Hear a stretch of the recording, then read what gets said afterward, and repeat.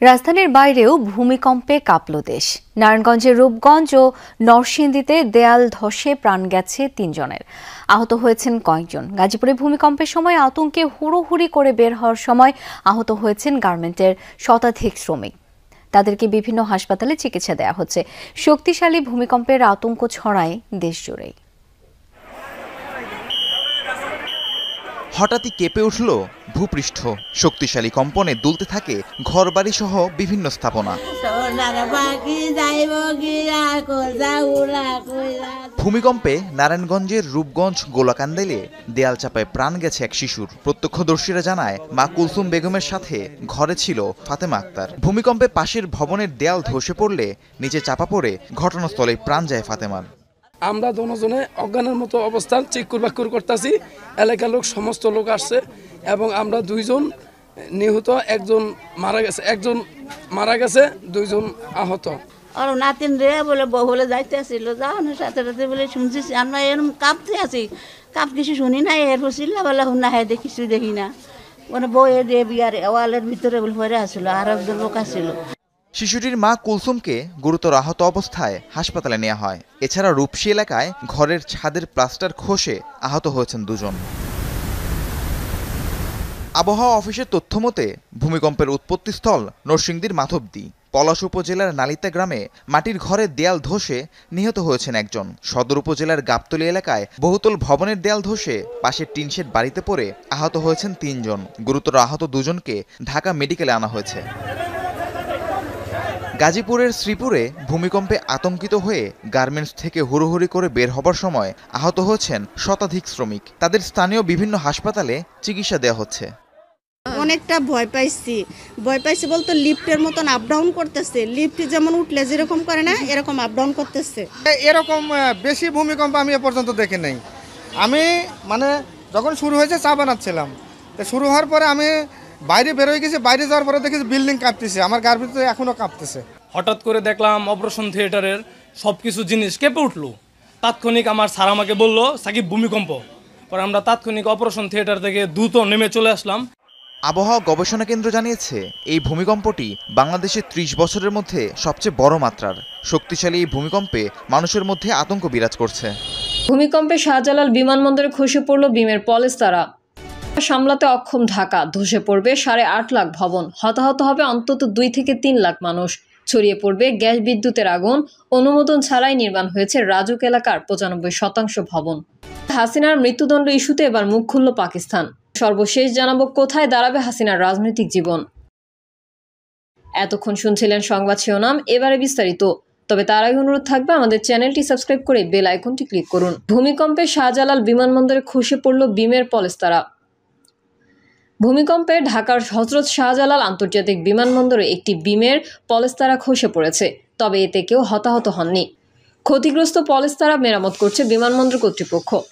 শুক্রবার সকাল 10:38 আঘাত হানা ভূমিকম্পে বিমানবন্দরের টার্মিনাল 2 এর 2য় তলার ক্যানোপির একটি বিমের পলেস্তারা খসে পড়ে। শাহজালাল বিমানবন্দর সূত্র জানায়, শুক্রবার সকাল 10:38 আঘাত হানা ভূমিকম্পে বিমানবন্দরের টার্মিনাল 2 এর 2য় তলায় ক্যানোপির একটি বিমের পলেস্তারা খসে পড়ে, তবে তা কোনো যাত্রীর ওপর পড়েনি।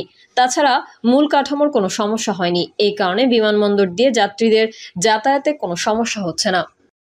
ধাক্কা সামলাতে অক্ষম ঢাকা, ধসে পড়বে 8.5 লাখ ভবন, হতাহত হবে অন্তত 2 থেকে 3 লাখ মানুষ। ছড়িয়ে পড়বে গ্যাস বিদ্যুতের আগুন। অনুমোদন ছাড়াই নির্মাণ হচ্ছে রাজুক এলাকার 95% ভবন। ভূমিকম্পের বড় ধাক্কা সামলানোর সক্ষমতা রাজধানী ঢাকার নেই।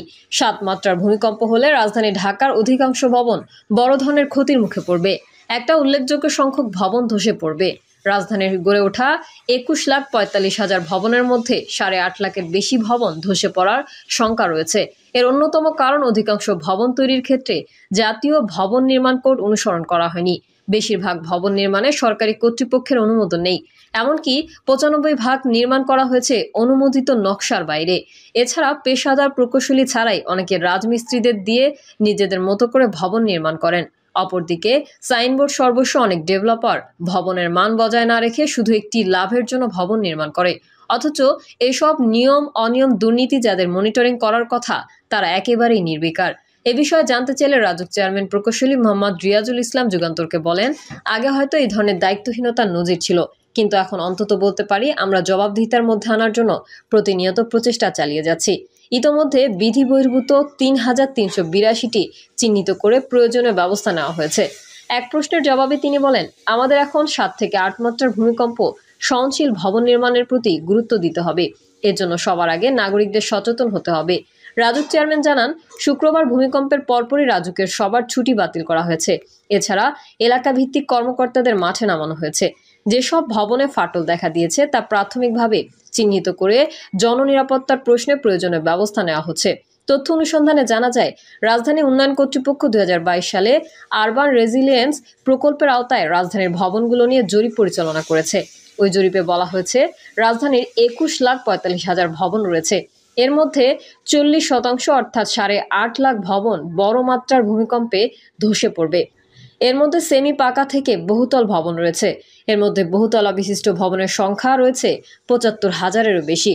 রাজুকের সাবেক প্রধান প্রকৌশলী এবং সমাপ্ত আরবান রেজিলিয়েন্স প্রকল্পের পরিচালক মোহাম্মদ আব্দুল লতিফ হেলালি যুগান্তরকে বলেন, ঢাকা ও আশেপাশের ভবনগুলো ন্যূনতম মান বজায় না রেখেই তৈরি হচ্ছে। এই কারণে ভূমিকম্পের ঝুঁকি মারাত্মক। শুক্রবার ৫.৭ মাত্রার ভূমিকম্পে অনেক ভবনে ফাটল ধরেছে। অনেক ভবন ধসে মানুষ হতাহত হয়েছে। এই মাত্রা ৭ হলে সেই পরিস্থিতি হবে ভয়াবহ এক বিপর্যয়। তিনি জানান, বিশ্বব্যাংকের অর্থায়নে আরবান রেজিলিয়েন্স প্রকল্প বাস্তবায়ন করেছে রাজুক। এই প্রকল্পের আওতায় প্রায় ১০০ কোটি টাকার যন্ত্রপাতি ক্রয় করা হয়েছে। এসব যন্ত্রপাতি দিয়ে ভবনের ফিটনেস যাচাই করার কথা, কিন্তু রাজুক ও তৎকালীন মন্ত্রণালয়ের উদাসীনতার কাজ এগোনো যায়নি। তিনি আরও জানান, মহাখালীতে একটি ভবন তৈরি করা হয়েছে। সেখানে একটি ট্রাস্ট গঠন করে দুর্যোগ সহনশীল ভবন নির্মাণ ও বিদ্যমান ভবনের মান যাচাই বাছাই করার কথা, কিন্তু আমলাতান্ত্রিক জটিলতার কারণে সেগুলো সম্ভব হয়নি। ভবিষ্যতে রাজুক ও সরকার যদি সেই উদ্যোগ বাস্তবায়ন করে, তাহলে রাজধানীর ভবনগুলো অনেকাংশে ভূমিকম্পের ঝুঁকি মোকাবেলায় সহনশীল হবে। রাজুক সূত্রে জানা যায়, রাজধানীতে নকশার ব্যত্যয় ঘটিয়ে ভবন নির্মাণ বন্ধ হচ্ছে না। চলতি বছরের রাজুক প্রায় ৩,৫০০ অবৈধ ভবন চিহ্নিত করে। ইতোমধ্যে এসব ভবনের বিরুদ্ধে অভিযান পরিচালনা করছে রাজুক। এছাড়া রাজুক এলাকায় কোনো ধরনের অনুমোদন ছাড়াই শত শত ভবন গড়ে উঠেছে নগরীর বসিলা, ঢাকা উদ্যান ও কেরানীগঞ্জ সহ আশেপাশের এলাকায়। রাজুক সূত্রে আরও জানা যায়, রাজধানীর মাস্টার প্ল্যান ড্যাপের তথ্য মতে ২০০৬ থেকে ২০১৬ সাল পর্যন্ত প্রতি বছর গড়ে ওঠা ৯৫,০০০ স্থাপনা গড়ে ওঠে। ওই সময়ে রাজুক থেকে ৪,১৪৭টি ভবন নির্মাণের অনুমোদন নেওয়া হয়। ফলে অনুমোদন ছাড়াই ৯৫.৩৬% নির্মাণ করা হয়েছে। এসব ভবন এখন রাজুকের জন্য বড় এক বোঝা। যদিও নানাভাবে অভিযান চালানো অব্যাহত আছে, কিন্তু ওই অর্থে সমাধান হচ্ছে না। দেশের শীর্ষস্থানীয় কাঠামো প্রকৌশলী এবং বাংলাদেশ প্রকৌশল বিশ্ববিদ্যালয়ের সাবেক অধ্যাপক এম শামীমুজ্জামান বসুনিয়া যুগান্তরকে বলেন, ভূমিকম্প প্রতিরোধ বিষয়ে ঢাকার কিছুটা প্রস্তুতি থাকলেও বড় মাত্রার ভূমিকম্প ঘটলে তা ম্যানেজ করার কোনো সক্ষমতা সরকারের নেই। তিনি বলেন, বড় ধরনের ভূমিকম্পের পর গ্যাস ও বিদ্যুৎ লাইন থেকে আগুন ছড়িয়ে পড়বে পুরো নগরীতে। তখন ভয়াবহ এক পরিস্থিতির সৃষ্টি হবে। কে কাকে বাঁচাবে সেটি বড় প্রশ্ন হবে। তবে ভূমিকম্পে যারা বেঁচে যাবে তাদেরও নিরাপদে সরে যাওয়া কঠিন হবে। আগুন, পানি এবং পয়ঃপ্রণালী সিস্টেম বিশৃঙ্খল হয়ে পড়বে। সেসব ম্যানেজ করে ঢাকাকে বাসযোগ্য করা সম্ভব হবে না। ফায়ার সার্ভিস অ্যান্ড সিভিল ডিফেন্সের সাবেক মহাপরিচালক ব্রিগেডিয়ার জেনারেল আলী আহমেদ খান যুগান্তরকে বলেন, বড় মাত্রার ভূমিকম্প সংগঠিত হলে তা ম্যানেজ করার কিছুটা প্রস্তুতি ফায়ার সার্ভিসের রয়েছে, তবে সেটি প্রয়োজনের তুলনায় খুবই সামান্য। ফায়ার সার্ভিসের সক্ষমতা আরও বাড়াতে হবে। ভলেন্টিয়ারদের প্রশিক্ষণ দিয়ে প্রস্তুত রাখতে হবে। এছাড়া হাসপাতালে পর্যাপ্ত চিকিৎসা ব্যবস্থা নিশ্চিত করার পাশাপাশি সেই সময় ব্লাড ব্যাংক সংরক্ষণ করা বেশি জরুরি হয়ে পড়বে। এদিকে রাজুক সূত্র জানায়, ভবনের মান যাচাইয়ের জন্য রাজুক শিগগিরই বিশ্বমানের প্রযুক্তিগত ব্যবস্থা গ্রহণ করতে যাচ্ছে। ইতোমধ্যে এই বিষয়ে মন্ত্রণালয়ের সঙ্গে আলোচনা অনেকখানি এগিয়ে গেছে। এটি কার্যকর হলে স্বাধীন একটি সংস্থা বা ট্রাস্ট গঠনের মধ্যে দিয়ে প্রযুক্তিগতভাবে যাচাই কার্যক্রম শুরু হবে। এরপর অবৈধ ও ভূমিকম্প সহনশীল ভবন বিশেষ রং দিয়ে মার্কিং করা হবে। হাসিনার মৃত্যুদণ্ড ইস্যুতে এবার মুখ খুলল পাকিস্তান। জুলাইয়ের গণঅভ্যুত্থানে ক্ষমতাচ্যুত সাবেক প্রধানমন্ত্রী ফ্যাসিস্ট শেখ হাসিনার বিরুদ্ধে মানবতাবিরোধী অপরাধের মামলায় ঘোষিত মৃত্যুদণ্ডাদেশকে বাংলাদেশের অভ্যন্তরীণ বিষয় হিসেবে দেখছে পাকিস্তান। দেশটির পক্ষ থেকে আনুষ্ঠানিক প্রতিক্রিয়া এসেছে দ্য ডনের এক প্রতিবেদনে। সাংবাদিক সংবাদ ব্রিফিংয়ে পাকিস্তানের পররাষ্ট্র মন্ত্রণালয়ের মুখপাত্র তাহির আন্দারাবি বলেন, এটি বাংলাদেশের অভ্যন্তরীণ বিষয়। নিজেদের সমস্যার সমাধানে বাংলাদেশের জনগণই সবচেয়ে উপযুক্ত। তিনি আরও জানান, শেখ হাসিনার বিরুদ্ধে ঘোষিত মৃত্যুদণ্ড বাংলাদেশ রাষ্ট্রের নিজস্ব প্রক্রিয়ার অংশ। তার ভাষায়, বাংলাদেশের জনগণ গণতান্ত্রিক ও সাংবিধানিক প্রক্রিয়ার মধ্যে দিয়ে নিজেরাই এই সংকট মোকাবেলা করতে সক্ষম। কোথায় দাঁড়াবে হাসিনার রাজনৈতিক জীবন? জুলাই গণঅভ্যুত্থান চলাকালে মানবতা বিরোধী অপরাধের দায়ে বাংলাদেশ ক্ষমতাচ্যুত প্রধানমন্ত্রী শেখ হাসিনার মৃত্যুদণ্ডের রায় ঘোষণার পর থেকেই তার রাজনৈতিক ভবিষ্যৎ এবং আওয়ামী লীগের নেতৃত্ব নিয়ে চলছে নানা আলোচনা সমালোচনা। আন্তর্জাতিক অপরাধ ট্রাইব্যুনালে সর্বোচ্চ সাজাপ্রাপ্ত হওয়ার পর তিনি এখন আর বাংলাদেশের রাজনীতিতে আর ফিরতে পারবেন কিনা সেই প্রশ্ন উঠতে দেখা গেছে। বিবিসি বাংলাকে রাজনৈতিক বিশ্লেষক অধ্যাপক সাব্বির আহমেদ বলেন, শি ইজ ফিনিশড। আমার মনে হয় না এটা আর আগের অবস্থায় ফিরে আসার কোনো সম্ভাবনা আছে। যদিও অনেকে বলবে রাজনীতিতে শেষ বলে কিছু নেই, কিন্তু আমি মনে করি নেতৃত্ব যদি ব্লান্ডার করে সেটার শেষ আছে। এদিকে ট্রাইব্যুনালকে ক্যাঙ্গারু কোর্ট আখ্যা দিয়ে রায়কে পক্ষপাত দুষ্ট ও রাজনৈতিক উদ্দেশ্য প্রণোদিত বলে বর্ণনা করেছেন শেখ হাসিনা। রাজনৈতিক বিশ্লেষকরা মনে করেন বর্তমান রাজনৈতিক বাস্তবতায় আওয়ামী লীগের পক্ষে সহসায় ঘুরে দাঁড়ানো সম্ভব হবে না। অধ্যাপক সাব্বির আহমেদ বলেন, তাদের সেন্ট্রাল লিডার তো মোটামুটি গোটা 50। স্বাভাবিক জীবনে ফিরে আসা তাদের কারো পক্ষে আগামী 5-10 বছরের মধ্যে সম্ভব হবে কিনা আই রিয়েলি ডাউট।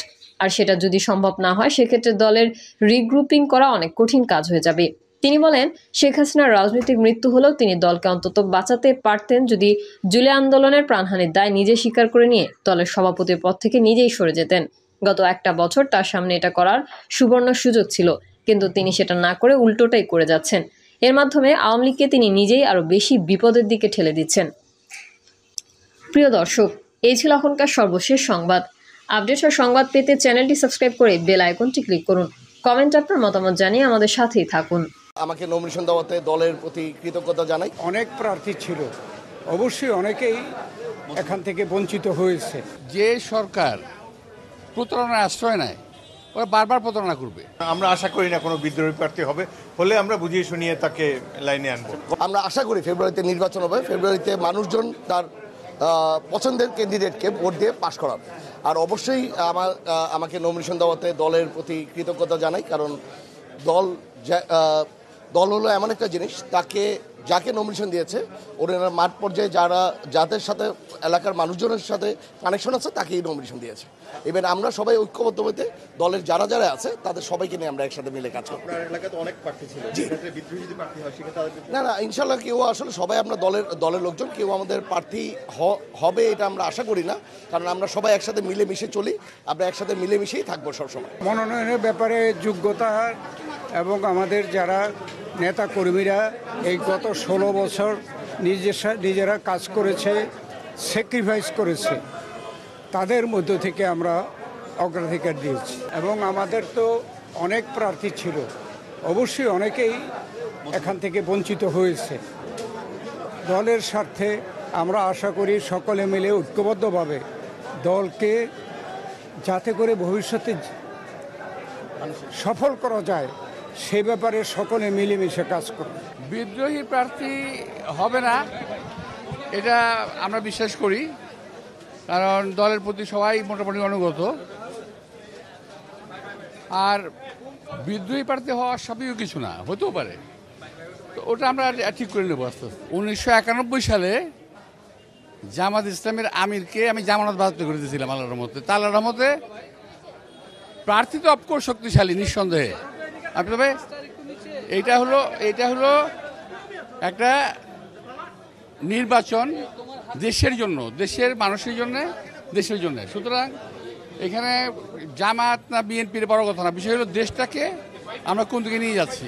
আমি এর আগেও বলেছি, এখনও বলবো, যে সরকার প্রতারণার আশ্রয় নেয় ওরা বারবার প্রতারণা করবে। আমরা তো দীর্ঘদিন এই সময়ের প্রতীক্ষায় ছিলাম।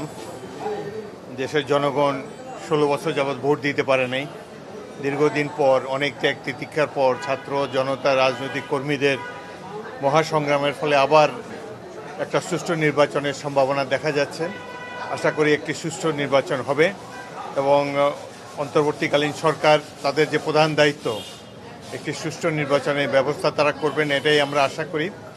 আজ দেশের সবচেয়ে জনপ্রিয় এবং বৃহত্তম রাজনৈতিক দল বাংলাদেশ জাতীয়তাবাদী দল 237 জন প্রার্থী, সম্ভাব্য প্রার্থীর নাম ঘোষণা করেছেন এবং স্থায়ী কমিটির সদস্যরা মোটামুটি একমত হয়েই এই ঘোষণা দিয়েছেন এবং আশা করি এদের একটা বড় অংশ প্রায় সবাই বিজয়ী হয়ে আসবেন বলে আমরা আশা করি। এরা সকলেই জনপ্রিয় প্রার্থী। বাকি নির্বাচন অত্যন্ত প্রতিদ্বন্দ্বিতামূলক হবে বলে আমরা আশা করি। বাংলাদেশের নির্বাচন মানে উৎসব মুখর একটা নির্বাচন আমরা দেখতে চাই, সেজন্য আমরা অপেক্ষা করে আছি। অধিকাংশই শরিকদের জন্য আর দু একটি ব্যাপারে এত ক্লোজ কন্টেস্ট হচ্ছে, কিছু কিছু সদস্য প্রার্থী তারা অত্যন্ত অসুস্থ, তাদের ফিজিক্যাল কন্ডিশন দেখে তারপরে দেওয়া হবে। আমরা আশা করি না কোনো বিদ্রোহী প্রার্থী হবে, হলে আমরা বুঝিয়ে শুনিয়ে তাকে লাইনে আনবো। নবীন প্রবীণ মিলিয়েই তো আমাদের যাত্রা। রাজনীতিতে সবার প্রয়োজন আছে, তরুণদের উদ্যম যেমন প্রয়োজন, তেমনি অভিজ্ঞতাও অনেক প্রয়োজন।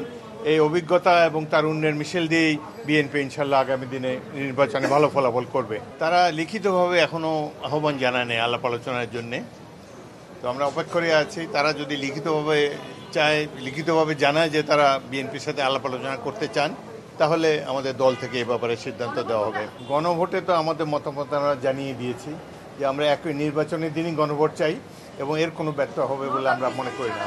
বিএনপি এখন আমাদের পিঠ দেয়ালে ঠেকে গিয়েছে এবং আমরা সর্বশেষ যা জানিয়ে দিচ্ছি এর আর কোনো নড়চড় হবে না। অনেক ব্যাপারে বিএনপি ছাড় দিয়েছে, অনিচ্ছা সত্ত্বেও আমরা ছাড় দিয়েছি, কিন্তু বিএনপি যে জনপ্রিয়তা, বিএনপির যে অতীতের পারফরমেন্স, তার সাথে এই যে 24, 25, 26 যে দল দেখা যায়, এদের সাথে বিএনপিকে একটা দল হিসাবে দেখলে চলবে না। BNP is BNP. যুক্তরাষ্ট্রের অযৌক্তিক দাবির কারণেই ভেস্তে গেছে পরমাণু ইস্যুর 5 দফার আলোচনা, অভিযোগ তেহরানের। ইরাকের সঙ্গে দ্বিপক্ষীয় নিরাপত্তা চুক্তির পথে ইরান। ইউক্রেনকে সহায়তা দিয়ে পাশে থাকার ঘোষণা পশ্চিমাদের। লন্ডনে বৈঠক, জব্দকৃত রুশ সম্পদ নিয়ে সিদ্ধান্তের ইঙ্গিত। বাজেয়াপ্ত হলে কঠোর প্রতিক্রিয়ার হুঁশিয়ারি মস্কোর। টেকনোক্র্যাট প্রশাসনের হাতে যাচ্ছে গাজার শাসনভার। থাকবে না ফিলিস্তিনের স্বাধীনতাকামী সংগঠনের ভূমিকা, বলছে যুক্তরাষ্ট্র। যুক্তরাষ্ট্রের অযৌক্তিক ও অতিরিক্ত দাবির কারণেই পরমাণু ইস্যুর 5 দফা আলোচনা ভেস্তে গেছে বলে জানিয়েছে ইরান। দেশটির পররাষ্ট্রমন্ত্রী আরাকচি বলেন, পারস্পরিক স্বার্থ নিশ্চিত না হলে মার্কিন প্রশাসনের সঙ্গে আলোচনায় ফিরবে না তেহরান। পশ্চিমাদের ক্রমাগত চাপের মুখে ইরাকের কাছ থেকে দ্বিপক্ষীয় নিরাপত্তা চুক্তি বাস্তবায়নের প্রতিশ্রুতি পেয়েছে ইরান। এদিকে ইরাকের ভূখণ্ডে ইরান সমর্থিত সশস্ত্র গোষ্ঠীগুলোর নিরস্ত্রীকরণে বাগদাদের প্রতি আহ্বান জানিয়েছেন মার্কিন পররাষ্ট্রমন্ত্রী। ইরানের পরমাণু কর্মসূচি নিয়ে সম্প্রতি পাল্টাপাল্টি বক্তব্য এসেছে তেহরান, ওয়াশিংটনের তরফ থেকে। দেশটিকে পারমাণবিক অস্ত্র থেকে বিরত রাখতে কূটনীতিকে প্রাধান্য দেওয়ার যুক্তরাষ্ট্রের ঘোষণার তীব্র প্রতিক্রিয়া জানান সর্বোচ্চ ধর্মীয় নেতা আয়াতুল্লাহ আলী খামেনি। এবার যুক্তরাষ্ট্রকে একহাত নিলেন পররাষ্ট্রমন্ত্রী আব্বাস আরাকচি। বুধবার মাশহাদে সাংবাদিকদের আরাকচি বলেন, যুক্তরাষ্ট্রের অযৌক্তিক ও অতিরিক্ত দাবির কারণেই আগের 5 দফা পরোক্ষ পারমাণবিক আলোচনা ব্যর্থ হয়েছে। তিনি সাফ জানান, যতদিন যুক্তরাষ্ট্র পারস্পরিক স্বার্থ ও সমমর্যাদার ভিত্তিতে আলোচনায় রাজি না হবে, ততদিন ইরান কোনো নতুন উদ্যোগে অংশ নেবে না। যদিও আরাকচি নিশ্চিত করেন, তেহরান এখনও মধ্যস্থতাকারীদের মাধ্যমে মার্কিন বিশেষ দূত স্টিভ উইটকফের সঙ্গে বার্তা বিনিময় করছে। যুক্তরাষ্ট্র ও পশ্চিমাদের ক্রমাগত চাপের মুখে নতুন মিত্র খুঁজছে ইরান। এরই ধারাবাহিকতায় আঞ্চলিক মিত্র ইরাকের কাছ থেকে দ্বিপক্ষীয় নিরাপত্তা চুক্তি সম্পূর্ণভাবে বাস্তবায়নের প্রতিশ্রুতি পেয়েছে তেহরান। বুধবার ইরাকের জাতীয় নিরাপত্তা উপদেষ্টা কাসিম আল আরাজি তেহরানে ইরানের সশস্ত্র বাহিনীর chief of staff major general মুসাভির সঙ্গে বৈঠকে এই অঙ্গীকার পুনর্ব্যক্ত করেন। আরাজি জোর দিয়ে বলেছেন, কোনো দেশকেই ইরাকের ভূখণ্ড ব্যবহার করে ইরানের নিরাপত্তা ক্ষুণ্ণ করতে দেয়া হবে না। এদিকে ইরান ইরাক সম্পর্কের দিকেও নজর রাখছে যুক্তরাষ্ট্র। ইরাকের ভূখণ্ডে থাকা ইরান সমর্থিত সশস্ত্র গোষ্ঠীগুলো বাগদাদের নিরাপত্তার জন্য হুমকি বলে মনে করে মার্কিন প্রশাসন। এ ধরনের গোষ্ঠীর নিরস্ত্রীকরণে ইরাকের প্রধানমন্ত্রীর প্রতি আহ্বান জানিয়েছেন যুক্তরাষ্ট্রের পররাষ্ট্রমন্ত্রী মার্কো রুবিও। রাশিয়ার সঙ্গে সামরিক সম্পর্ক আরও জোরদারের ঘোষণা দিয়েছেন উত্তর কোরিয়ার সর্বোচ্চ নেতা কিম জং উন। রাশিয়া ইউক্রেন যুদ্ধে নিহত উত্তর কোরীয় সেনাদের স্মরণে পিয়ংইয়ংয়ে নির্মাণ হচ্ছে স্মৃতিস্মারক। উদ্বোধনী অনুষ্ঠানে উপস্থিত হয়ে এই ঘোষণা দেন কিম। রাশিয়ার সঙ্গে উত্তর কোরিয়ার বন্ধুত্বপূর্ণ সম্পর্ক বহুদিনের। দীর্ঘ সময় ধরে চলা মস্কো কিয়েভ সংঘাতে সেই পুরনো বন্ধুত্বের পরিচয় দিতে যুদ্ধে নিজ দেশের সেনা পাঠিয়েছিলেন কিম জং উন। রাশিয়ার কুর্স্ক অঞ্চলে ইউক্রেনীয় বাহিনীর হামলায় প্রাণও হারিয়েছেন তাদের অনেকে। এবার সেই নিহত উত্তর কোরীয় সেনাদের স্মরণে পিয়ংইয়ংয়ে নির্মিত হচ্ছে স্মৃতিস্মারক। উদ্বোধনী অনুষ্ঠানে উপস্থিত ছিলেন উত্তর কোরিয়ার সর্বোচ্চ নেতা কিম জং উন এবং রুশ রাষ্ট্রদূত ও কূটনৈতিকরা। এ সময় রাশিয়ার সঙ্গে সামরিক সম্পর্ক আরও জোরদারের ঘোষণা দেন কিম। বক্তব্যে কিম আরো বলেন, পিয়ংইয়ং সবসময় মস্কোর পাশে থাকবে, এমনকি উদ্বোধন করা স্মারকটিকে সত্যিকারের দেশপ্রেমিকের পবিত্র স্থান বলে আখ্যা দেন তিনি। স্মারক ভবনে যুদ্ধের সময়ের ছবি, ভাস্কর্য ও শিল্পকর্ম থাকবে, যা রাশিয়ার যুদ্ধে উত্তর কোরীয় সেনাদের ভূমিকা তুলে ধরবে। দক্ষিণ কোরিয়ার গোয়েন্দা সংস্থার তথ্যমতে রাশিয়ার কুর্স্ক সীমান্তে যুদ্ধে ইউক্রেনের 2000-এর বেশি সেনা নিহত হয়েছেন। একই সঙ্গে অস্ত্র, গোলাবারুদও সরবরাহ করেছে কিম প্রশাসন। এর বদলে উত্তর কোরিয়া পেয়েছে অর্থনৈতিক, সামরিক ও প্রযুক্তিগত সহায়তা। ইউক্রেন যুদ্ধ বন্ধে অগ্রগতি না হওয়ায় রাশিয়ার সবচেয়ে বড় তেল উৎপাদনকারী 2 প্রতিষ্ঠানের ওপর নিষেধাজ্ঞা দিয়েছে যুক্তরাষ্ট্র। বুধবার বিষয়টি নিশ্চিত করেন মার্কিন অর্থমন্ত্রী। একই দিন রাশিয়ার ওপর 19তম নিষেধাজ্ঞা আরোপের সিদ্ধান্তের কথা জানায় ইউরোপীয় ইউনিয়নও। যুদ্ধ বন্ধে তৎপরতার মধ্যেও ইউক্রেন জুড়ে রাতভর ব্যাপক হামলা চালিয়েছে রাশিয়া। এতে নিহত হয়েছেন 7 জন।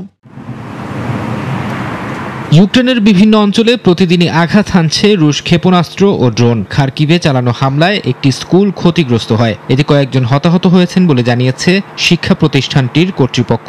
একই দিন ইউক্রেনের জ্বালানি অবকাঠামো লক্ষ্য করেও হামলা চালিয়েছে রুশ সেনারা। এছাড়া রাতভর আক্রমণ হয়েছে দেশটির রাজধানী কিয়েভেও। হামলার পর অনেক এলাকায় বিদ্যুৎ বিচ্ছিন্ন হয়ে যায় বলে জানা গেছে। ইউক্রেনে হামলার মধ্যেই পারমাণবিক ক্ষেপণাস্ত্রের মহড়া চালিয়েছে রাশিয়া। বুধবার মহড়ার অংশ হিসেবে আন্তঃমহাদেশীয় ব্যালিস্টিক ক্ষেপণাস্ত্রের উৎক্ষেপণ ও লক্ষ্যবস্তুতে আঘাত হানার ভিডিও প্রকাশ করা হয়।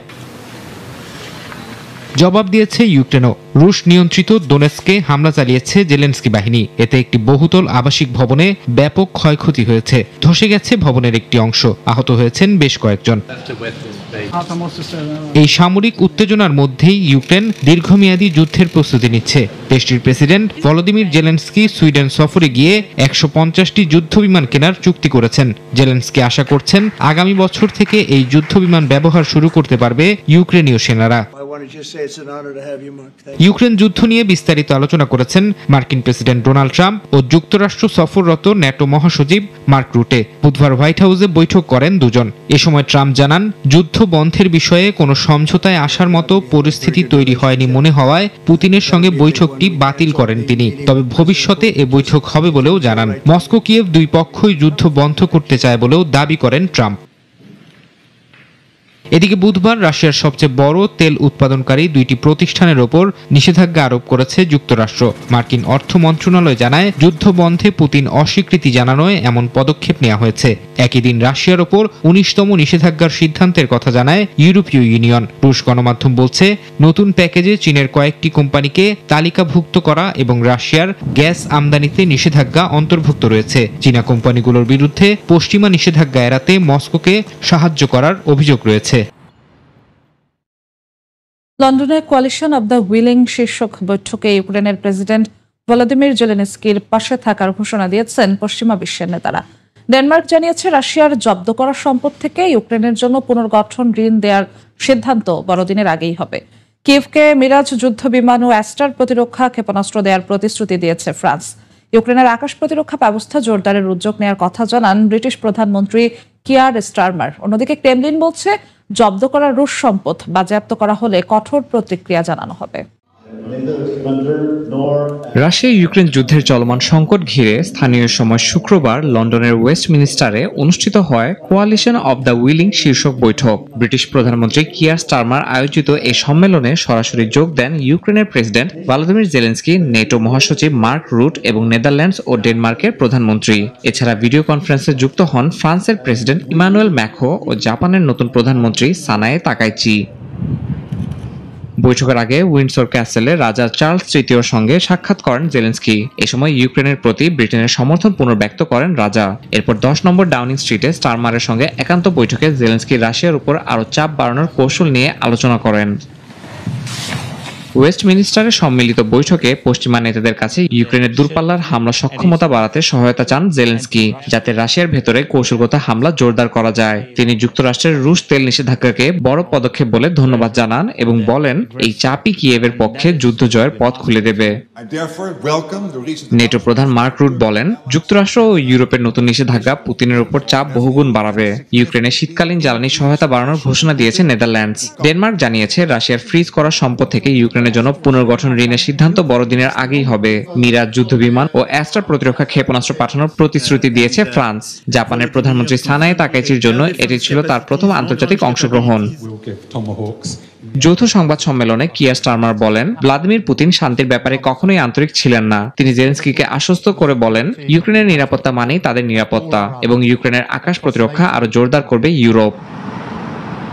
অন্যদিকে মস্কো থেকে এসেছে কঠোর সতর্ক বার্তা। ফ্রিজ করা রুশ সম্পদ বাজেয়াপ্ত করা হলে কঠোর প্রতিক্রিয়া জানানো হবে বলে হুঁশিয়ারি দিয়েছে ক্রেমলিন। প্রেসিডেন্ট পুতিন বলেন, পশ্চিমা নিষেধাজ্ঞা একটি অবন্ধুসুলভ পদক্ষেপ, তবে তার রুশ অর্থনীতিকে উল্লেখযোগ্যভাবে প্রভাবিত করতে পারবে না। গাজার শাসন ব্যবস্থা টেকনোক্র্যাট প্রশাসনের হাতে হস্তান্তর করা হবে বলে জানিয়েছে ফিলিস্তিনের রাজনৈতিক দলগুলো। মিশরের রাজধানী কায়রোয় বৈঠক শেষে এই ঘোষণা দেওয়া হয়। আর এই সিদ্ধান্তে সম্মতি জানিয়েছে ফিলিস্তিনের স্বাধীনতাকামী সংগঠন হামাস। এদিকে গাজার ভবিষ্যৎ প্রশাসনে হামাসের কোনো ভূমিকা থাকবে না বলে জানিয়েছেন মার্কিন পররাষ্ট্রমন্ত্রী মার্কো রুবিও। শান্তি পরিকল্পনার অংশ হিসেবে মার্কিন প্রেসিডেন্ট ট্রাম্পের আন্তর্জাতিক নিরাপত্তা বাহিনী গঠনের উদ্যোগ চলছে বলেও এ সময় জানিয়েছেন তিনি। এর মধ্যেই ইসরায়েলি হামলায় উপত্যকায় 2 জন ও পশ্চিম তীরে এক ফিলিস্তিনি তরুণ নিহত হয়েছে। গাজায় 15 লাখ মানুষের জরুরি সহায়তা প্রয়োজন বলে জানিয়েছে জাতিসংঘ। মিশরের রাজধানী কায়রোতে বৈঠক শেষে যৌথ বিবৃতিতে ফিলিস্তিনের রাজনৈতিক দলগুলো জানিয়েছে তারা গাজায় যুদ্ধবিরতি কার্যকর রাখবে এবং প্রশাসন হস্তান্তর করবে টেকনোক্র্যাটের হাতে। তাদের মতে এই পদক্ষেপ যুদ্ধ পরবর্তী পুনর্গঠন ও জাতীয় ঐক্যের পথে একটি বাস্তবসম্মত অগ্রগতি। তবে এখনও অবরুদ্ধ রয়েছে গাজা উপত্যকা। ইসরায়েলের কঠোর নিয়ন্ত্রণে আটকে আছে ত্রাণ, জ্বালানি ও ওষুধ সরবরাহ। জাতিসংঘ ও আন্তর্জাতিক মানবাধিকার সংস্থাগুলো বলছে গাজায় মানবিক সংকট অপরিবর্তিত। ত্রাণ প্রবাহ ব্যাহত হওয়ায় অনাহারে দিন কাটাচ্ছেন হাজারো মানুষ। মারাত্মকভাবে কমে এসেছে চিকিৎসা ও আশ্রয় সুবিধা। শীত আসার সঙ্গে সঙ্গে ভয়াবহ রূপ নিতে পারে বিপর্যয়। এই অবস্থায় যুক্তরাষ্ট্রের পররাষ্ট্রমন্ত্রী মার্কো রুবিও ঘোষণা দিয়েছেন গাজায় ত্রাণ বিতরণে জাতিসংঘের শরণার্থী সংস্থা UNRWA কোনো ভূমিকা রাখবে না। গাজার ভবিষ্যৎ প্রশাসনে হামাসকে সম্পূর্ণভাবে বাদ রাখতে হবে বলেও মন্তব্য করেন মার্কিন পররাষ্ট্রমন্ত্রী। বলেন, আন্তর্জাতিক নিরাপত্তা বাহিনী গঠন করে অঞ্চলটির স্থিতিশীলতা নিশ্চিত করতে চায় ওয়াশিংটন, যা প্রেসিডেন্ট ট্রাম্পের শান্তি পরিকল্পনার অংশ। এরই মধ্যে গাজার মধ্যাঞ্চলে দেইর আল বালাহ এলাকায় ইসরায়েলি হামলায় হতাহতের ঘটনা ঘটেছে। যুদ্ধবিরতি কার্যকর থাকলেও বিচ্ছিন্ন হামলা চালাতে থাকায় নিরাপত্তাহীনতায় দিন কাটাচ্ছেন সাধারণ মানুষ। অন্যদিকে পশ্চিম তীরেও পরিস্থিতি উদ্বেগজনক। গাজায় খাদ্য সংকট চরমে পৌঁছেছে। মানবিক সহায়তা পৌঁছাতে ইসরায়েলি বাধাই উপত্যকায় নতুন করে বিপর্যয় নেমে এসেছে। জাতিসংঘের বিশ্ব খাদ্য কর্মসূচি বলছে, চুক্তি অনুযায়ী গাজায় প্রতিদিন প্রায় 2000 টন ত্রাণ প্রবেশের কথা থাকলেও ঢুকছে মাত্র 750 টন খাদ্য। অপুষ্টির কারণে শিশুসহ বাসিন্দারা বিভিন্ন শারীরিক সমস্যার ঝুঁকিতে পড়বে বলে মন্তব্য করেছে জাতিসংঘ। যত দূর চোখ যায় শুধু ধ্বংসস্তূপ আর ধ্বংসস্তূপ। গাজায় যুদ্ধবিরতি কার্যকরের পর যতটা উচ্ছ্বাস নিয়ে বাস্তুচ্যুত ফিলিস্তিনিরা নিজ ভূখণ্ডে এসেছিলেন, এখন তা ধীরে ধীরে ফিকে হতে শুরু করেছে। ইসরায়েলি হামলায় হারাতে হয়েছে পরিবার পরিজন, হারাতে হয়েছে আশ্রয়স্থল। যুদ্ধবিরতি কার্যকরের 2 সপ্তাহ পেরুলেও খাদ্য সংকট আগের মতোই রয়ে গেছে। অনাহার অর্ধাহারে দিন পার করছেন বাসিন্দারা। 10 অক্টোবর যুক্তরাষ্ট্র সহ মধ্যস্থতাকারীদের মাধ্যমে গাজায় যুদ্ধবিরতি কার্যকর হয়। চুক্তি অনুযায়ী প্রতিদিন প্রায় 2000 টন ত্রাণ গাজায় প্রবেশের কথা থাকলেও বর্তমানে প্রতিদিন গড়ে মাত্র 750 টন খাদ্য প্রবেশ করছে। মানবিক সহায়তা পৌঁছাতে ইসরায়েলি বাধাই উপত্যকায় নতুন করে বিপর্যয় নেমে এসেছে বলে জানিয়েছে জাতিসংঘের স্বাস্থ্য সংস্থা WHO। এদিকে বৃহস্পতিবার অক্সফাম ও নরওয়েজিয়ান রিফিউজি কাউন্সিল সহ ৪১টি আন্তর্জাতিক সংস্থা এক খোলা চিঠিতে গাজায় মানবিক সহায়তা প্রবেশে ইসরায়েলের বিরুদ্ধে ইচ্ছাকৃতভাবে বাধা দেওয়ার অভিযোগ এনেছে। এর আগে বুধবার গাজায় ক্ষুধাকে ইসরায়েল অস্ত্র হিসেবে ব্যবহার করছে বলে এক রায়ে জানিয়েছেন আন্তর্জাতিক বিচার আদালত ICJ। ঐতিহাসিক এক আইনি মতামতে উপত্যকায় মানবিক সহায়তা পৌঁছানো নিশ্চিত করতে ইসরায়েলকে নির্দেশনা দেন আদালত। ক্যারিবীয় সাগরের সন্দেহভাজন মাদকবাহী নৌযানে যুক্তরাষ্ট্রের নতুন হামলায় 6 জন নিহত হয়েছেন।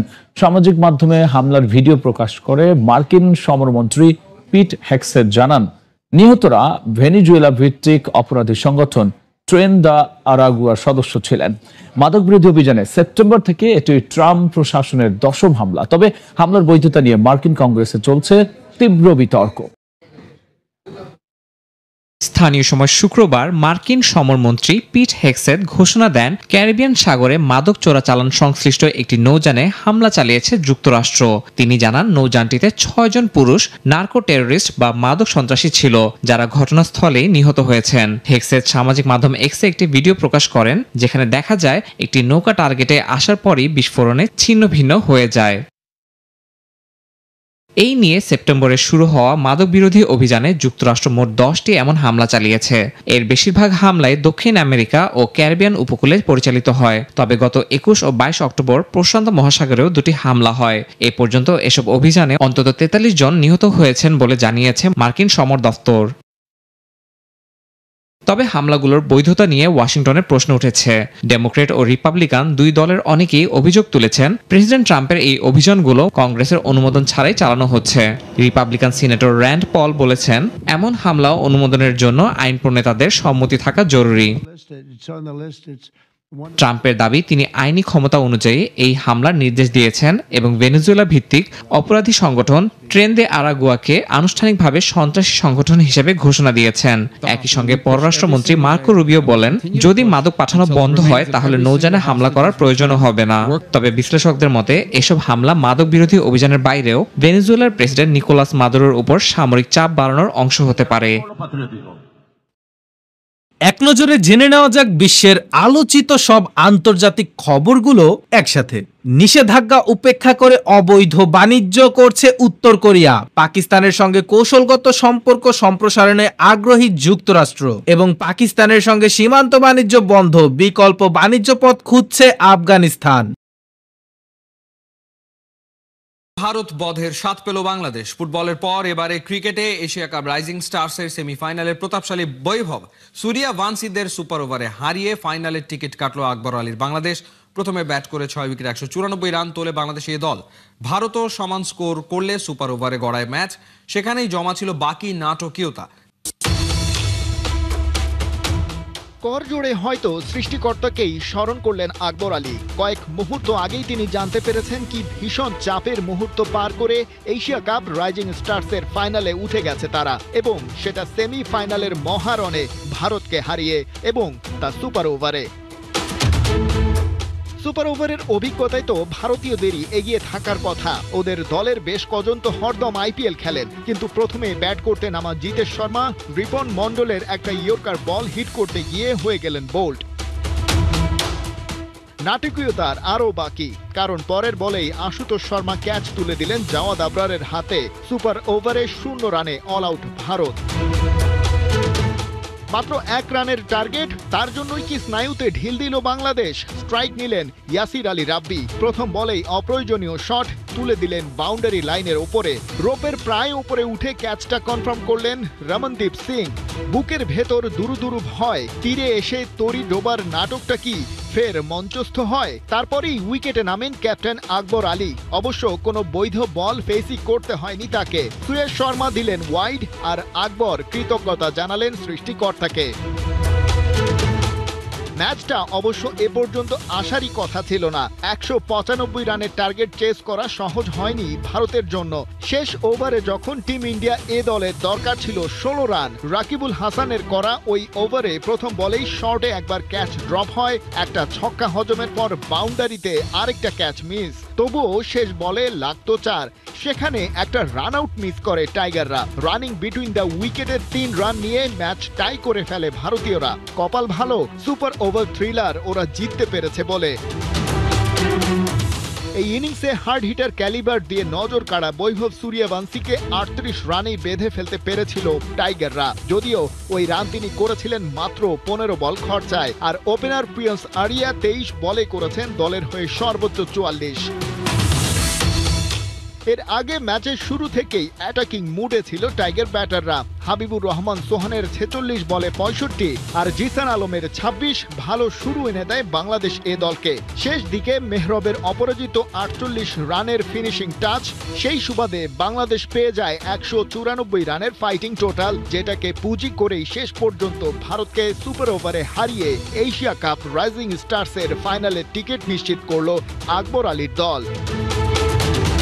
কাতারের দোহার মতো মিরপুর থেকেও সুখবর, তৃতীয় দিনে এসেও ম্যাচের দখল থাকলো বাংলাদেশের কাছে। আগের দিন 5 উইকেটে করা 98 রানকে 265 পর্যন্ত নিয়ে যেতে পেরেছে আইরিশ ব্যাটাররা। নিজেদের দ্বিতীয় ইনিংসে 2 ওপেনারের 100 রানের জুটি সুবাদে 367 রানের লিড নিয়ে দিন শেষ করেছে বাংলাদেশ।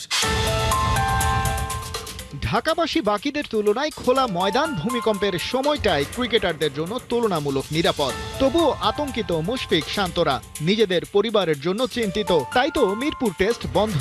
তখন পর্যন্ত আছে সব ঠিকঠাক। নিশ্চিত হওয়া গেলে প্রায় মিনিট 3 পর ফের খেলা শুরু হয়। ভূমিকম্পের বিপদ কাটিয়ে ওঠা গেলেও আইরিশ ব্যাটাররা নিজেদের বিপর্যয় কাটিয়ে উঠতে পারেনি খুব একটা। আগের দিন অপরাজিত থেকে তৃতীয় দিন শুরু করা টাকার ও ডোয়েনি শেষ পর্যন্ত গড়েছিলেন 56 রানের জুটি। ডোয়েনিকে অবশ্য এবাদত হোসেনের বলে একবার জীবন দিয়েছেন মাহমুদুল হাসান জয়। দিনটা অবশ্য আর পার করে দিতে পারেননি জয়। ইনিংসের 32তম ওভারে প্রথম বলে গ্যাভিন হোয়ের বলে এলবিডব্লিউ হয়েছেন তিনি। তবে মুমিনুলকে সাথে নিয়ে তৃতীয় দিনের শেষ পর্যন্ত ব্যাট করেছেন সাদমান। টাইগার ওপেনার 69 রানে অপরাজিত আছেন। মুমিনুল চতুর্থ দিনে ব্যাট করতে নামবেন সাথে করে আগের 19 রান নিয়ে, আর বাংলাদেশের লিড 367। টেস্টে 246 শিকার, আয়ারল্যান্ডের বিপক্ষে 4 উইকেট শিকার করে সাকিবের পাশে এখন তাইজুল ইসলামের নাম, তাও 20টা ইনিংস কম বোলিং করে। 1 উইকেট পেলেই হবেন টেস্টে দেশের হয়ে সর্বোচ্চ উইকেট শিকারী। যেভাবে ছুটছেন, কোথায় থামতে চান তাইজুল, জানিয়েছেন টেস্টে তার বড় স্বপ্নের কথা। বুঝি নাই, বাট আপনার একটা সময় যে মেবি মিডিয়া বক্স এবং যে জায়গাতে কাজ ছিল ওই মানে একটা শব্দ আসছে, তারপরে একটা মানে শারীরিকভাবে একটা ফিল বোঝা গেছে আর কি। তো ওই সময়টা আর কি একটু আতঙ্ক কাজ করছে আর কি। সকাল সকাল একটা ভূমিকম্পের রীতিমতো কেঁপে উঠেছিল পুরো বাংলাদেশ। ঠিক ওই সময়টায় আইরিশদের বিপক্ষে বোলিংয়ে ছিল টাইগাররা। ঠিক মাঠে থাকা অবস্থায় তাইজুল ইসলাম সেই কম্পনটা, অর্থাৎ ভূমিকম্পের কম্পনটা বুঝতে না পারলেও তার স্পিন ঘূর্ণিতে যে কম্পনটা তৈরি হয়েছে সেটা কিন্তু ঠিকই বুঝতে পেরেছিল আইরিশ ব্যাটাররা। ঠিক এই দিনটাতেই তাইজুল ইসলাম 4টা উইকেট নিয়ে সাকিব আল হাসানকে ছুঁয়ে ফেলেছেন এবং টেস্টে এখন সাকিব আল হাসান আর তাইজুল ইসলাম কিন্তু সমান সমান। না, আসলে প্রত্যেকটা প্লেয়ারই একটা এম থাকে যে আমি ন্যাশনাল টিমে খেলবো, ফার্স্ট এম এটা থাকে। বাট ন্যাশনাল টিমে খেলার পরে আমি কত দূর যাব হয়তো বা অনেকজনের গোল থাকে। তো আমি বেসিক্যালি পার্সোনালি এরকম কোনো গোল ছিল না যে আমি এইখানে শেষ করব বা এই পর্যন্ত যাব। ট্রাই করব আমি যত দূর যাইতে পারি আর কি আমার ক্যারিয়ারের শেষ পর্যন্ত। সালাউদ্দিন তো হেড কোচ নয়, তবুও তাকে নিয়ে কেন এত সমালোচনা? সাবেক অধিনায়ক খালেদ মাহমুদ সুজন ফিল সিমন্সের কার্যকলাপ নিয়েও প্রশ্ন তুলেছেন। তার মতে বোর্ডে পদত্যাগপত্র দেয়া সালাউদ্দিনকে বুঝিয়ে জাতীয় দলের সঙ্গে রেখে দিতে পারলে দেশেরই লাভ। শেখানো তার পেশা, নেশা বললেও ভুল হবে না। ব্যাটার কিংবা বোলারদের দিনভর দীক্ষা দিয়েও ক্লান্ত হন না। বাংলার ক্রিকেটারদের কাছে কোচ সালাউদ্দিন আপন, কমফোর্ট জোন, ভালোভাবেই বুঝতে পারেন সবার মন। অথচ সপ্তাহ 2 আগে হঠাৎ করেই সিদ্ধান্ত নেন জাতীয় দলের সঙ্গে আর থাকছেন না। আয়ারল্যান্ড সিরিজের পরেই বিদায় নিচ্ছেন। গুঞ্জন আছে বিসিবি চাওয়াতে পদত্যাগপত্র প্রত্যাহার করে চাকুরিটা চালিয়ে যেতে পারেন সালাউদ্দিন। জাতীয় দলের কোচিং সেটআপে সালাউদ্দিন থাকলে দেশেরই লাভ, বিশ্বাস সাবেক অধিনায়ক ও ঘরোয়া ক্রিকেটের আরেক সফল কোচ খালেদ মাহমুদ সুজনের। সালাউদ্দিন রিজাইন কেন করেছে এটা তার বলতে পারবো না আমি, বাট আমার মনে হয় যে ওকে দরকার আছে বাংলাদেশ টিমে। এই যে one of the finest coach বাংলাদেশের। বিসিবির কি উচিত সালাউদ্দিনের সঙ্গে বসা বা তাকে বোঝানো যে তাকে ন্যাশনাল টিমে এখন দরকার? ডেফিনেটলি আমার মনে হয় দেখেন এইভাবে যদি একটা কোচ যায় 3 বছরের চুক্তিতে গেল, 1 বছর পর আপনি তাকে রাখলেন না বা সে বের হয়ে গেল, এটা তো আমাদের জন্য খুব গুড প্র্যাকটিস না। যদি সালাউদ্দিনকে নেন, সালাউদ্দিনকে সময় দেন, ঠিক আছে, ওকে ট্রাস্ট করেই তো বিসিবি নিচ্ছে না, তো ওকে বিশ্বাসটা তো অবশ্যই থাকা বসা উচিত। সালাউদ্দিনের যেগুলো মনে খারাপ থাকে সেটাও সালাউদ্দিন সলভ করুক, আমি মনে কথা বলে বিসিবির সাথে ঠিক করতে পারবে। ভুল বোঝাবুঝিটাই সবচেয়ে বড় কথা, অবসান করাটাই সবচেয়ে বড়। আজকে যদি আশরাফুল একটা সিরিজ আজকে ভালো হচ্ছে বলে ওর নামে কথা হচ্ছে না, যদি খাতনা কাছতে আজকে আয়ারল্যান্ডের সাথে আমরা ভালো কথা, তো আশরাফুলকে তো আপনি সিরিজ পরে বের করে দিতে হতো আবার। সুতরাং আমার মনে হয় যে একটা কোচ যখনই যায় এত ইজি না, একটা জিনিস চেঞ্জ করা, একটা ড্রেসিং রুম কালচার চেঞ্জ করা, একটা ব্যাটিং গ্রুপকে চেঞ্জ করা এত ইজি না, সময় লাগে না। এটা তো আর মানে এমন না যে আপনি ঘর বাড়ি বানানোর মতন সিমেন্ট দিলেন, ইট দিলেন, হয়ে গেল, ঘর বানানো হয়ে গেল, এটা তো এরকম না, সময় লাগে সব কিছুতে। সুতরাং ওইটাই সময়টা তো আপনি আশরাফুলকে দেওয়া উচিত, সালাউদ্দিনকে সবাইকে যাকেই নেবেন তাকেই দেওয়া উচিত আমার। টেস্ট ক্রিকেটে দ্বিতীয় বাংলাদেশি হিসাবে 700 উইকেটের মাইলফলক ছুঁবেন তাইজুল ইসলাম। দরকার আর মাত্র 1 উইকেট। এর আগে এই কীর্তি করেছিলেন সাকিব আল হাসান।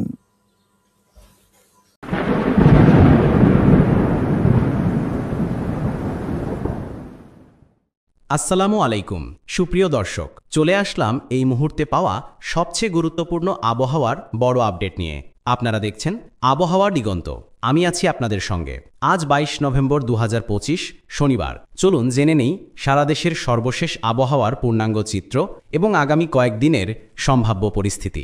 আজকের সকাল থেকেই দেশের উত্তর পশ্চিমাঞ্চলে শীতের সঠিক উপস্থিতি ধরা দিচ্ছে। রংপুর, নীলফামারী, ঠাকুরগাঁও, দিনাজপুর এবং কুড়িগ্রাম অঞ্চলে ভোরের তাপমাত্রা 11 থেকে 13 ডিগ্রি পর্যন্ত নেমে গেছে। শীতের আগমনী বার্তা গত দুদিন ধরে পরিষ্কারভাবেই দেখা যাচ্ছিল, তবে আজ তার তীব্রতা আরও এক ধাপ বেড়েছে। সকালে কুয়াশার পরিমাণ এতটাই বেশি ছিল যে অনেক এলাকায় দৃশ্যমানতা কমে 100 থেকে 150 মিটার পর্যন্ত নেমে এসেছে। যানবাহনকে গতি কমিয়ে চলতে হয়েছে, আর নদী ও হাওর এলাকায় নৌযান চলাচলেও প্রভাব পড়েছে। রাজশাহী, নাটোর, নওগাঁ ও পাবনা অঞ্চলেও আজ শীতের দাপট আরও বাড়ছে। সকাল 8টার পরেও বাতাস ঠান্ডা ছিল, আর রোদ দেখা গেলেও তা খুব বেশি শক্তিশালী নয়। দুপুরে তাপমাত্রা সর্বোচ্চ 24 থেকে 25 ডিগ্রি উঠতে পারে, কিন্তু ঠান্ডা হাওয়া থাকার কারণে অনুভূত তাপমাত্রা আরও কম হবে। কৃষি অঞ্চলের জমিতে হালকা শিশির পড়ছে, যা শস্যের জন্য ভালো হলেও অত্যধিক কুয়াশা যাতায়াতে সমস্যা তৈরি করছে। এদিকে ঢাকায় সকালটা ছিল বেশ কুয়াশাচ্ছন্ন। বাতাসে আর্দ্রতার সঙ্গে হালকা ঠান্ডার মিশ্রণে শহরের বিভিন্ন এলাকায় কুয়াশা জমেছিল। বিশেষ করে গাজীপুর, উত্তরা, মিরপুর এবং তুরাগ এলাকায় সকালে ফগের ঘনত্ব বেশি ছিল। আজ রাজধানীর দিনের তাপমাত্রা 26 থেকে 27 ডিগ্রি থাকবে, তবে রাতের তাপমাত্রা কমে 17 থেকে 18 ডিগ্রিতে নেমে আসতে পারে। বাতাসের শুষ্কতা আগের দিনের মতোই বেশি, ফলে নাক গলা শুকিয়ে যাওয়া, চুলকানি এবং অ্যালার্জির ঝুঁকি বাড়ছে। চট্টগ্রাম ও কক্সবাজার অঞ্চলে আজ আকাশ আংশিক মেঘলা থাকবে। গত কয়েকদিনের নিম্নচাপ এখন আরও দুর্বল হয়ে পড়েছে, তাই বৃষ্টির সম্ভাবনা আজ খুব কম। তবে সমুদ্রের বাতাস দক্ষিণ পূর্ব দিক থেকে মাঝারি গতিতে বইতে পারে। ভোরবেলা কক্সবাজার ও টেকনাফে সামান্য কুয়াশা দেখা যেতে পারে, তবে দুপুরের পর আকাশ কিছুটা পরিষ্কার হয়ে যাবে। দিনের তাপমাত্রা 27 থেকে 29 ডিগ্রি থাকবে, রাতের তাপমাত্রা সামান্য কমতে পারে। সিলেটের কুয়াশা পরিস্থিতি আজও অব্যাহত। শ্রীমঙ্গল, জাফলং, কানাইঘাট এবং সিলেট শহরে ভোর থেকে সকাল 9টা পর্যন্ত ঘন কুয়াশা ছিল। বাতাসে শীতের ঠান্ডা শিরশির ভাব আজকেও টের পাওয়া যাচ্ছে। দুপুরে সামান্য রোদ দেখা গেলেও বাতাসে ঠান্ডার উপস্থিতি থাকবে।